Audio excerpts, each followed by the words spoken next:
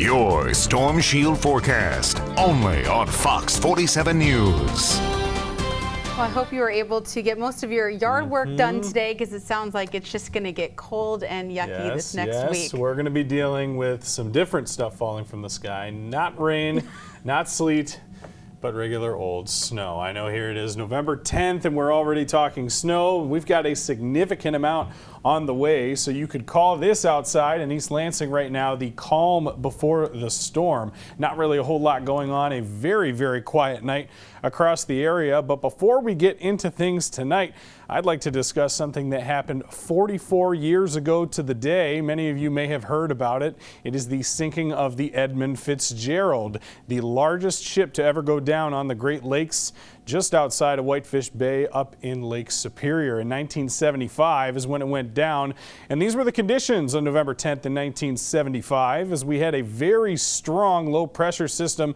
associated with a very intense mid-latitude cyclone that came across the Great Lakes region, and that cold front that swept through brought with it some very, very strong and intense northwest winds, especially over eastern Lake Superior, as those winds were really uninterruptedly able to run all the way across the surface of the lake. And this caused lots of problems across the area, and especially for the Edmund Fitzgerald, which was caught right in a heap of freezing rain and hurricane force winds of 70 miles per hour gusting to 86. And there were waves of 25 feet that were measured, but rogue waves could have possibly gotten up to 45 feet high. It sank 17 miles from Whitefish Bay, and unfortunately, as many know, in the famous Gordon Lightfoot song, all 29 crew members were lost, and that's why the Maritime Cathedral in Detroit still rings its bell 29 times on this day every year to commemorate that incident. So of course, that's some old folklore across the area in the great state of Michigan, but temperatures back in our neck of the woods tonight, well, we're not dealing with really anything quite on that level of extreme. We're in those middle 30s. In fact, 34 in Lansing, 34 in Mason, and it's 37 in Jackson at this hour. A little bit of a wind chill, but for the most part, the wind is fairly light. So not dealing with anything really of that sort. Now, the satellite and radar is showing a couple areas of snow showers starting to pop up in and around the Lansing area. Most folks towards Jackson staying just cloudy right now. As we back out a little ways, you can see where the snow that's approaching is coming from. It's right over the Chicagoland area, and it's going to continue to press towards us as we go throughout the rest of the overnight. That's why we're still under those winter weather advisories. These will continue on until 7 o'clock tomorrow evening.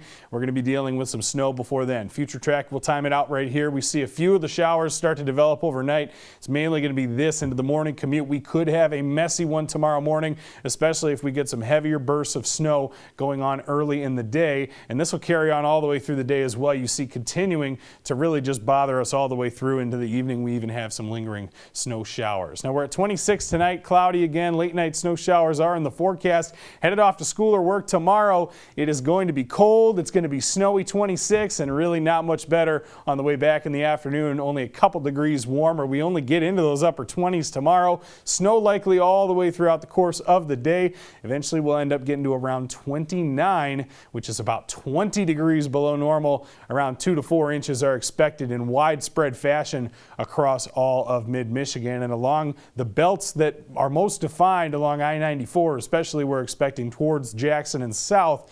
You could see possibly some areas up to 5 or even 6 inches. So you see here the predicted snowfall amounts that we're expecting. Trace amounts, but coming in at roughly around 2 to 4 by the time we get to late in the day Monday. Again, a few folks, especially towards I-94, are going to be dealing with some potentially higher amounts.